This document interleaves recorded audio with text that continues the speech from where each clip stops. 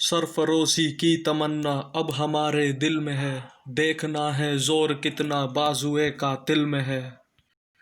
Hello friends, globe studies में आपका स्वागत है। मेरा नाम है विशाल भट्ट। आशा करता हूँ आप सभी लोग ठीक होंगे। आज हम बात करने वाले हैं ऐसे इंसान की जिस इंसान की बराबरी कोई नहीं कर सकता, जिसने अपने सबसे ऊपर अपने देश को रखा, अपनी ज़िंदगी से भी ऊपर अपने देश को रखा। ये है हमारे रियल हीरो, जिन्होंने 23 साल की उम्र में अपनी जान की कुर्बानी दे दी देश के लिए। 23 साल की उम्र ऐसी उम्र होती है जिसमें लोग अपने कैरियर के बारे में सोचते हैं, अपनी ज़िंदगी बनाने के बारे में सोचते हैं, लेकिन हमारे हीरो ने देश के बारे में सोचा और हंसते हंसते अपनी जान देश के नाम कुर्बान कर दी।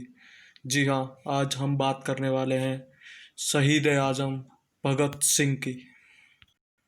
तो ये वीडियो का पार्ट 1 होने वाला है। भगत सिंह की बायोग्राफी का पार्ट 1 होगा ये, और पार्ट 2 के लिए जुड़े रहिए हमारे साथ। तो चलिए शुरू करते हैं। तो देखिए, भगत सिंह का जो जन्म हुआ था वो 1907 में हुआ था। बांगा डिस्ट्रिक्ट में, लयालपुर ज़िले में हुआ था, पंजाब प्रांत में, जो कि उस समय ब्रिटिश इंडिया का हिस्सा था। इनके पिताजी का नाम किशन सिंह था और इनकी माताजी का नाम विद्यावती देवी था। ये भगत सिंह जी की फ़ोटो है जब वो मात्र 11 साल के थे। चेहरे पर अलग ही क्रांति दिखती है इनके, जिस क्रांति की वजह से आज हम चैन की सांस ले पा रहे हैं। देखिए, भगत सिंह जो थे वो एक बहुत ही अच्छी फैमिली से बिलोंग करते थे। उनका जो पूरा खून ही उनका पूरा क्रांतिकारी था। उनका जो परिवार में जो खून था वो पूरा क्रांतिकारियों वाला खून था। अच्छी खेती बाड़ी थी, घर अच्छा था, सब कुछ अच्छा था। इनके पूरे परिवार में भी काफ़ी क्रांतिकारी हुए थे। जब भगत सिंह का जन्म हुआ था तो इनके जो अंकल थे अजीत सिंह और स्वर्ण सिंह, ये भी क्रांतिकारी थे। इनकी उस समय उसी दौरान जेल से रिहाई हुई थी, तो उनके परिवार के लिए उस दौरान ये बात डबल सेलिब्रेशन थी। एक तो भगत सिंह का जन्म, ऊपर से इनके दो अंकल्स की रिहाई। देखिए, भगत सिंह जो थे वो शुरू से ही देश के बारे में सोचते थे। देश के लिए जो उन्हें आज़ादी की लड़ाई थी वो उनके दिमाग में शुरू से ही चलती थी। तो देखिए, भगत सिंह के बारे में जानने के लिए थोड़ा हिस्ट्री पता होना ज़रूरी है, जो कि मैं आपको बता देता हूँ। अगर आप लोगों में से किसी को नहीं पता तो आपको पता लग जाएगा। मैं बताता हूँ आपको क्या हुआ था।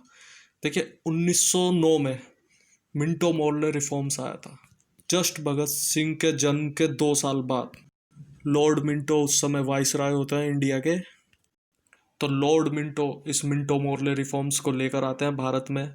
इस रिफॉर्म में क्या होता है, जो भारत का जो कानून होता है ना, उसे सुधारा जाता है अंग्रेजों के हिसाब से।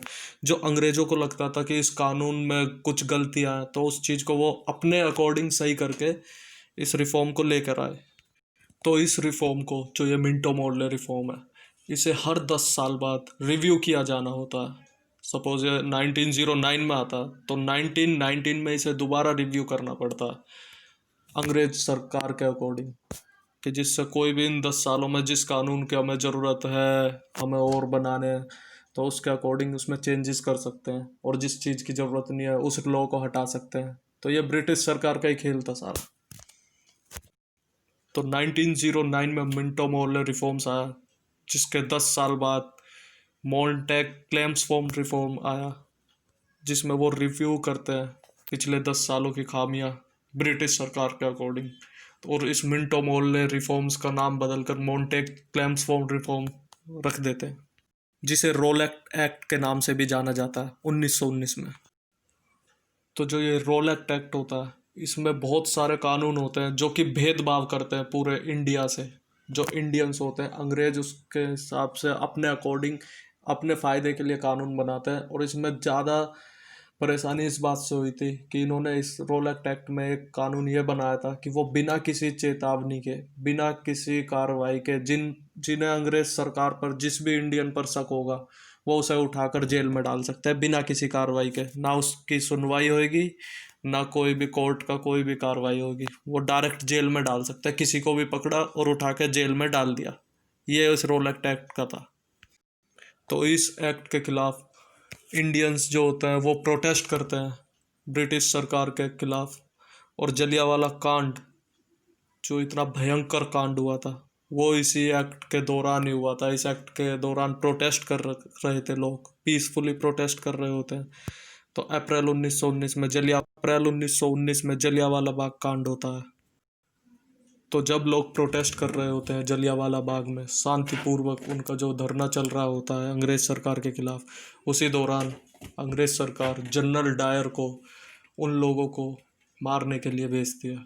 जनरल डायर पूरे जलियांवाला बाग को अपनी फोर्स से घेर लेते हैं और बंदूक तान देते हैं उन लोगों पर जो शांतिपूर्वक प्रोटेस्ट कर रहे होते हैं, और ऑर्डर देते हैं कि उड़ा दो सबको।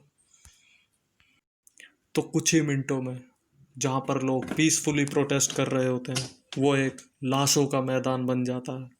चारों तरफ लाश ही लाश बिखरी हुई होती है, खून से सनी हुई धरती। उसी धरती पर एक छोटा सा कुआं होता है जिसमें लोग अपनी जान बचाने के लिए कूद जाते हैं, और ऐसा बोला जाता है कि आज भी उस कुएं में से लाल रंग का पानी निकलता है। तो अगले दिन भगत सिंह पार्क पर जाते हैं अपने स्कूल से लौटते हुए। जब वो अपने स्कूल से वापस आ रहे होते हैं तो उसी जलियांवाला बाग में वो जाते हैं। वहाँ पर देखते हैं कि खून से लथपथ धरती हुई हुई है, और सारे में मतलब लाशें ही लाशें पड़ी हैं, गोलियों के निशान, ये सब। तो ये जो भयानक दृश्य होता है ये भगत सिंह के दिमाग में बैठ जाता है। मतलब एक छोटा सा बच्चा, मात्र 13 साल का बच्चा, इतना भयानक दृश्य अपनी आंखों से देखेगा तो वो विचलित तो होएगा ही। तो उनके पास उनके बैग में बोतल होती है, तो वो उस बोतल में वहाँ की मिट्टी भर के अपने घर पर लाते हैं और डेली उस मिट्टी की पूजा करते हैं। भगवान की अलमारी में उन्होंने वो मिट्टी रखी होती है बोतल में अपने यहाँ, और उसकी डेली पूजा करते हैं। तो एक दिन भगत सिंह की जो माता जी होती हैं वो पूछती हैं भगत सिंह को परेशान देखकर, क्योंकि भगत सिंह तो परेशान ही रहते हैं, उनका दिमाग ख़राब हो चुका होता है। तो वो भगत सिंह से पूछती हैं कि बेटा इस बोतल में क्या है। तो भगत सिंह बोलते हैं, माँ इस बोतल में हमारे जो लोग हैं इनकी कुर्बानी का खून है, और मैं वादा करता हूँ कि इनकी कुर्बानी व्यर्थ नहीं जाएगी। तो वो उस बोतल को भगवान की अलमारी में रखकर उसकी पूजा करते थे, उसके ऊपर फूल चढ़ाते थे, उसे नमन करते थे। तो ये इतनी छोटी सी उम्र में इतना बड़ा जज्बा केवल भगत सिंह का ही हो सकता है। अब भाई ऐसे लोग महान नहीं बनेंगे तो कौन बनेगा। दूसरी तरफ जब महात्मा गांधी जी को जलियांवाला बाग के बारे में पता चला तो उनका बहुत दिमाग खराब हो गया। वो सीधे पंजाब जाना चाहते थे, लेकिन ब्रिटिश गवर्नमेंट ने उन्हें पंजाब आने से सीधा मना कर दिया। उन्हें बोला गया कि अगर आप पंजाब आए तो आपकी गिरफ्तारी पक्की। इसी चीज़ को देखते हुए महात्मा गांधी ने 1920 में नॉन कोऑपरेशन मूवमेंट स्टार्ट किया। इस नॉन कोऑपरेशन मूवमेंट से अंग्रेज़ों की सबसे ज़्यादा हालत ख़राब हुई, और इस बात से सबसे ज़्यादा खुश भगत सिंह थे। तो भगत सिंह तो खुश थे सबसे ज़्यादा इस बात से। तो उन्होंने सोचा अब आज़ादी तो मिलनी ही है।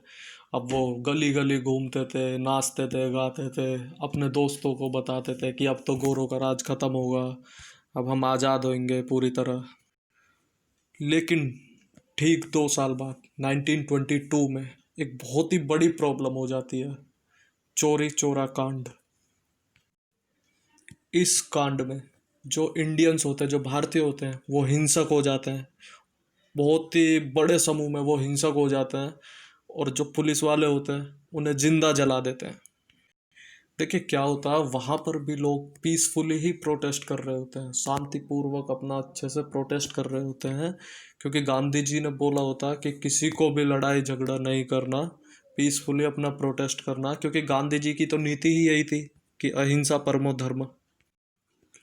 लेकिन ब्रिटिशर्स का तो आप लोगों को पता ही है, वो पहले लाठी चार्ज करते हैं वहाँ पर उन लोगों के ऊपर। लेकिन लाठी चार्ज में भी वो लोग कुछ नहीं बोलते, लाठी खाते हैं अपने देश के लिए। लेकिन लाठी चार्ज के दौरान जब उन्हें लगता है ब्रिटिशर्स को कि ये लोग नहीं उठेंगे अपने प्रोटेस्ट से, तो वो फायर ओपन कर देते हैं, जिसमें कि 3 लोगों की जान चली जाती है। जब ऐसा नज़ारा हुआ, जब इंडियंस को लगा ये तो जलियांवाला कांड की तरह हो सकता, तो वो वॉयलेंट हो गए। उन्होंने वहाँ के पुलिस वालों को पकड़ा, क्योंकि भाई उनकी संख्या ज़्यादा थी जो हमारे भारतीय थे उस दौरान वहाँ पर, तो पुलिस वालों को पकड़ा और जला दिया। तो इस वायलेंस से परेशान होकर जो महात्मा गांधी जी होते हैं, वो अपने ये जो नॉन कोऑपरेशन मूवमेंट चलाया हुआ था उन्होंने, ये पूरा का पूरा वापस ले लेते हैं। महात्मा गांधी के इस कदम से उनकी बहुत आलोचना होती है पूरे भारत में, और भगत सिंह बिल्कुल अंदर से टूट जाते हैं, क्योंकि वो इसी मूवमेंट के दौरान खुश हुए थे। महात्मा गांधी के इस मूवमेंट से वो बहुत खुश थे, उन्हें लगा था कि आज़ादी मिलेगी अब तो आराम से। लेकिन महात्मा गांधी ने अपना ये मूवमेंट वापस लिया, जिसकी वजह से भगत सिंह अंदर से बिल्कुल टूट जाते हैं। नॉन कोऑपरेशन मूवमेंट अगर महात्मा गांधी जी ने वापस नहीं लिया होता तो आज कुछ और ही सीन होता, हमारा भारत बहुत ही जल्दी आज़ाद हो गया होता।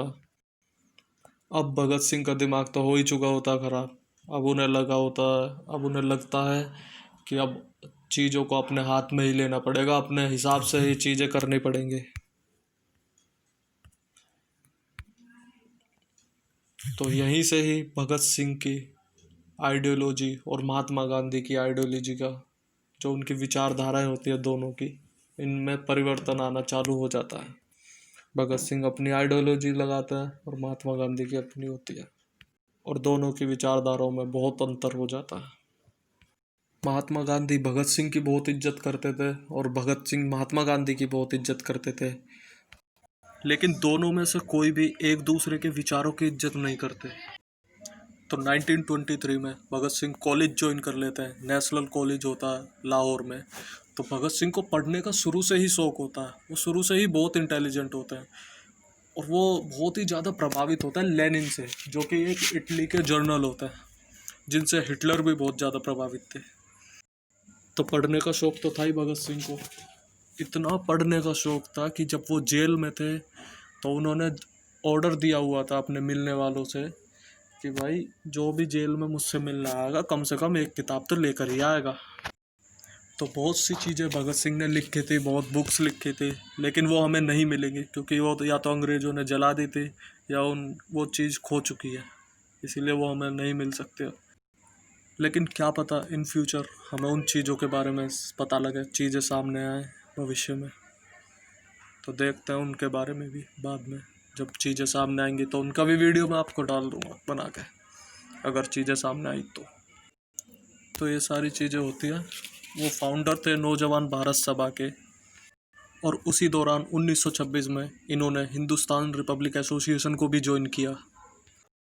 तो आगे चलते हैं, नज़र डालते हैं भगत सिंह की लाइफ की जर्नी पर। तो जैसा कि मैंने आपको बताया था, भगत सिंह बचपन से ही बहुत ही इंटेलिजेंट होते हैं और पढ़ने में उनका बहुत ही होशियार होते हैं, मतलब और वो बहुत ही इंस्पायर्ड होते हैं महात्मा गांधी जी से।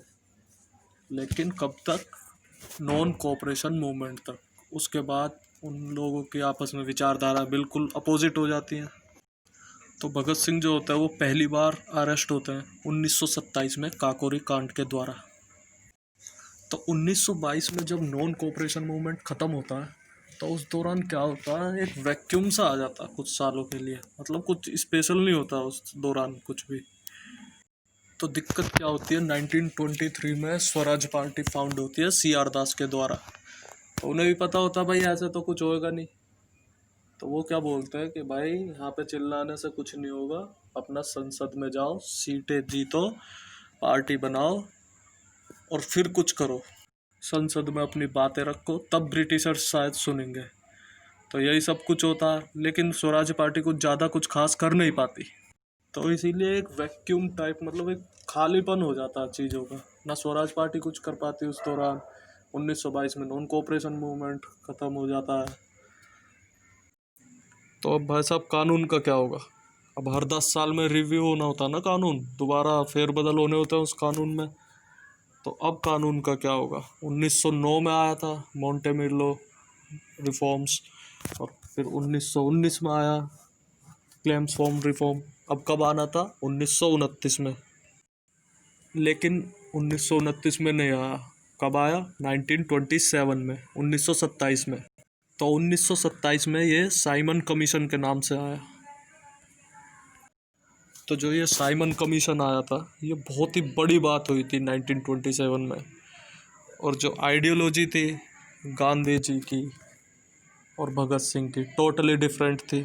गांधी जी पूर्व में जाते थे, भगत सिंह पश्चिम में जाते थे। और गांधी जी बोलते थे अहिंसा नहीं, अहिंसा परमो धर्म। भगत सिंह बोलते थे कि बहरों को जगाने के लिए धमाके की ज़रूरत है। लेकिन फिर भी गांधी जी और नेहरू ने कभी भगत सिंह की आलोचना नहीं की थी।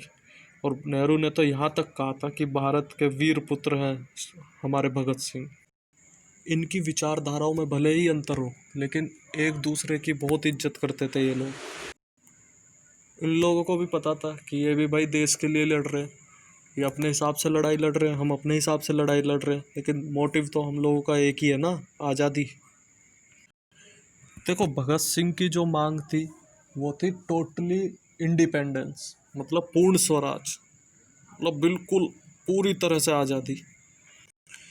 लेकिन उधर कांग्रेस क्या चाहती थी? Dominion status.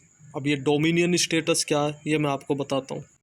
देखिए, डोमिनियन स्टेटस होता है कि जैसे हम इंडिपेंडेंट है, कोई दिक्कत नहीं, लेकिन कंट्रोल हमें ब्रिटिशर्स ही करेंगे, मतलब पार्शियल इंडिपेंडेंस। पार्शियल इंडिपेंडेंस मतलब एक ऑटोनोमस बॉडी बना दो, लेकिन कंट्रोल ब्रिटिशर्स का रहेगा। मतलब सेंटर में तो ब्रिटिशर्स, लेकिन अलग अलग स्टेट्स में हमारा कंट्रोल। लेकिन आप एक बात खुद ही बताइए, इससे फ़ायदा क्या? पावर तो सेंटर के हाथ में ही है, ब्रिटिशर्स के हाथ में। इसी चीज़ का विरोध भगत सिंह करते थे। उन्हें तो भैया पूर्ण स्वराज चाहिए थी। उनका भाई हमें तो चाहिए पूर्ण स्वराज, इससे नीचे हम बात नहीं करेंगे बिल्कुल भी। तो गांधी जी से भी भगत सिंह बहुत ज़्यादा इंस्पायर्ड थे, जैसा कि मैंने आपको बताया पहले भी। क्योंकि भगत सिंह को पता था कि गांधी जी का वे उद्देश्य केवल आज़ादी है, और गांधी जी को लाखों लोग फॉलो करते थे, खुद भगत सिंह भी फॉलो करते थे नॉन कोऑपरेशन मूवमेंट तक। आइडियोलॉजी डिफरेंट थी, लेकिन इज्जत आपस में करते थे एक दूसरे की लोग। तो आगे बढ़ते हैं। अब आता है सॉन्ड्रस किलिंग। तो भाई 1927 में कानून आता साइमन कमीशन, जो कि सेट किया जाता है 1928 में। वैसा 1929 में आना होता है, लेकिन कुछ प्रॉब्लम हो गई थी अंग्रेज़ों के साथ, जो कि इन्हें लाना पड़ा 1927 में ही। तो सेट किया जाता है ये इंडिया में 1928 में, लाया 1927 में जाता है।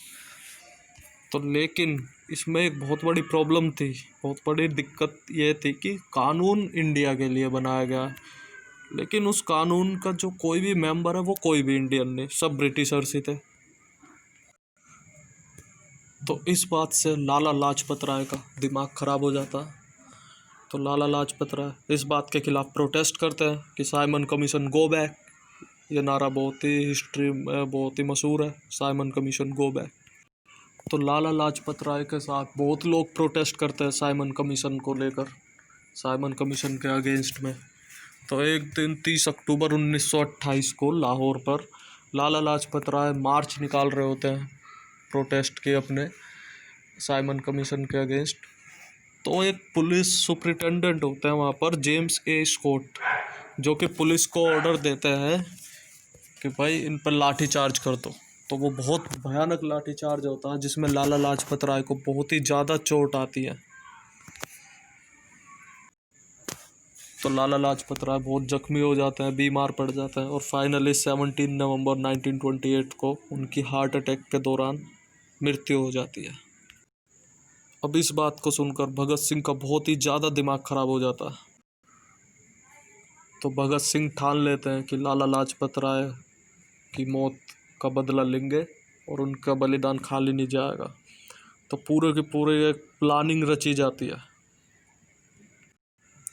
तो पूरी की पूरी एक साजिश रची जाती है, जिसमें जयगोपाल, चंद्रशेखर आज़ाद, सुखदेव, राजगुरु, ये मतलब अपनी यूनिट के मेंबर होते हैं।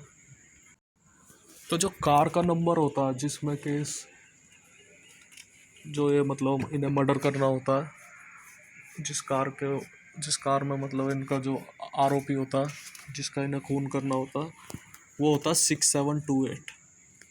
तो वो एरिया भी ऐसा होता है कि वहाँ से निकलना, बच के निकलना बहुत ही मुश्किल होता है।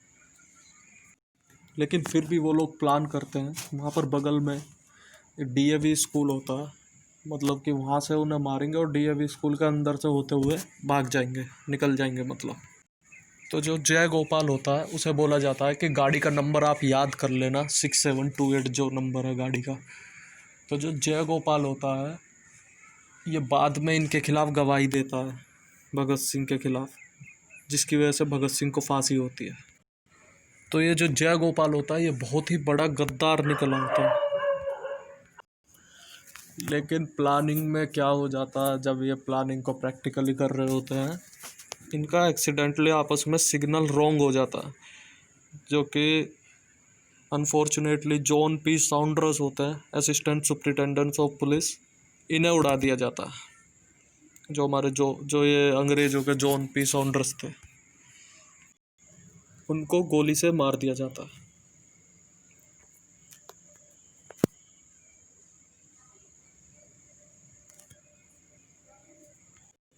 तो इस तरह से सॉन्डर्स की हत्या होती है। अब अब अंग्रेज सरकार सदमे में आ जाती है। अब इनके ढूंढ चालू हो जाती है कि जो भी कुछ भी हमें मतलब जितना भी फोर्स लगाने पड़े, या हिंदुस्तान रिपब्लिकन एसोसिएशन जो है इसको ढूंढो किसी भी तरह। तो 19 दिसंबर 1928 को भगत सिंह, सुखदेव और जो दुर्गावती देवी होते हैं वो अपना वहाँ से भेष बदल कर निकल जाते हैं। सुखदेव भगत सिंह के नौकर बनते हैं, दुर्गा देवी भगत सिंह की वाइफ बनती है, और पूरे ए क्लास के बनते हैं भगत सिंह, सूट वूट पहन के, और वहाँ पर आसानी से वहाँ से इजीली स्केप हो जाते हैं, कलकत्ता के लिए आराम से निकल जाते हैं। और रही बात चंद्रशेखर आज़ाद जी की, वो कभी पकड़े ही नहीं गए ब्रिटिशर्स के द्वारा। वो आज़ाद ही जिए और आज़ाद ही वो वीरगति को प्राप्त हुए। तो आगे बढ़ते हैं, देखते हैं। तो भगत सिंह जो थे, he can do anything for the country, ये देश के लिए कुछ भी कर सकते थे। भगत सिंह जो थे वो बहुत ही इमोशनल टाइप के पर्सन थे।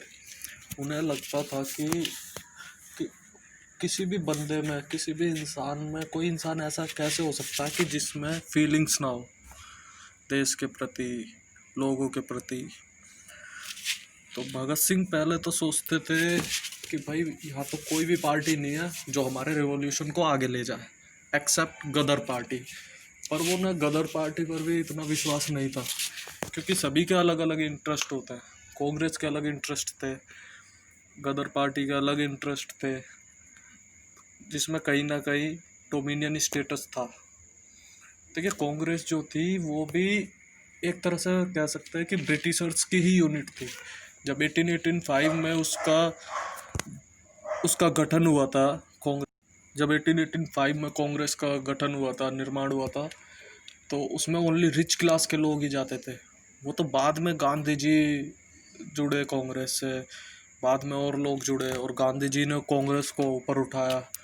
जैसे आज मोदी ने बीजेपी को ऊपर उठाया, हमारे प्रधानमंत्री नरेंद्र मोदी जी ने बीजेपी को ऊपर उठाया हुआ है। सेम रोल गांधी जी का था कांग्रेस में। तो भगत सिंह को लगा कि भाई अब तक कुछ नहीं हुआ इन सब पार्टी वगैरह से, और कोई ऐसी पार्टी भी नहीं है जो उनकी विचारधारा से मेल खाए। तो उन्हें लगा कि इन सब चीज़ों से हटके एक चेंज लाना बहुत ज़रूरी है। और वो देखिए टोटली हिंदू मुस्लिम जो ये आपस में लड़ाई करते हैं ना, इस चीज़ के बिल्कुल खिलाफ थे। वो एकता का प्रतीक थे भगत सिंह। अब अंग्रेज़ों का क्या था कि फूट डालो, रूल करो। हिंदू मुस्लिम में आग लगवा दी, लड़ाई करवा दी और रूल करा। तो फूट डालो शासन करो का best example partition of Bengal है, जो कि लॉर्ड कर्जन ने किया था 1905 में। लेकिन भगत सिंह इस चीज़ से बहुत परेशान हुए। उन्होंने कहा कि जिस देश में ईद और दिवाली एक साथ इतने अच्छे से बनाई जाती है, उस देश में इस तरह के काम होंगे, फूट पड़ेगी, तो ऐसा कैसे चलेगा। तो इस बात से वो परेशान थे। और भगत सिंह का तो ये नारा ही था कि कौमी एकता जिंदाबाद, मतलब हर कौम एक है, हिंदू मुस्लिम एक है। तो आगे बढ़ते हैं। द डे ऑफ 1931, मैं इस दिन को कहना चाहूँगा कि हिंदुस्तान के इतिहास का सबसे काला दिन। 23 मार्च 1931। तो इस दिन को पहले से ही प्रीपोन्ड किया गया था, मतलब जो इनका डिसाइड था कि जिस दिन इन्हें फांसी दी जानी है उससे पहले ही इनको फांसी दी गई थी। तो उस दिन एकदम से अंग्रेज सरकार का ऑर्डर आया था ताकि सभी में उनके प्रति, अंग्रेज सरकार के प्रति दहशत बढ़े। तो वो 23 मार्च 1931 का दिन एक नॉर्मल डे की तरह ही था। तो जेल में जो वार्डन थे जिनका नाम चरत सिंह था, जो कि भगत सिंह के बहुत ही काफ़ी क्लोज थे और वो बहुत ही मतलब केयर करते थे भगत सिंह की, क्योंकि वो इंडियन थे और भगत सिंह इंडियंस के हीरो थे। तो जैसा कि नेल्सन मंडेला थे, साउथ अफ्रीका के जो प्रेसिडेंट थे, उन्होंने एक बात कही थी कि जेल में वार्डन से अच्छी दोस्ती होनी चाहिए। लाइक स्कूल में, गवर्नमेंट स्कूल में, सरकारी स्कूल में चौकीदार से अगर अच्छी दोस्ती होगी तो काम आपका जल्दी हो जाएगा। जैसे हॉस्पिटल में नर्स से दोस्ती हो या वार्ड बॉय से, you mean what I want to say, मतलब किसी भी एक लोअर अथॉरिटी से भी आपकी दोस्ती होगी तो आपका काम इजीली हो जाएगा। तो देखिए, इन्हें फंसाया भी गया था, इनके खिलाफ झूठी गवाही दी गई थी, झूठे सबूत पेश किए गए थे, और ऊपर से भगत सिंह के जो खुद के 3 मेंबर्स थे उनकी टीम के, उन्होंने खुद भगत सिंह के साथ धोखा किया था।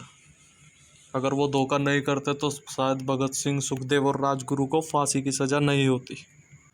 तो जैसे ही ये न्यूज़ एकदम से, फांसी की सज़ा एकदम से, मतलब इनकी न्यूज़ जब एकदम से सामने आती है तो पूरे जेल में जो कैदी होते हैं, चरत सिंह होते हैं, इंडियंस होते हैं, इन्हें बहुत ही मतलब शौक लगता है एकदम।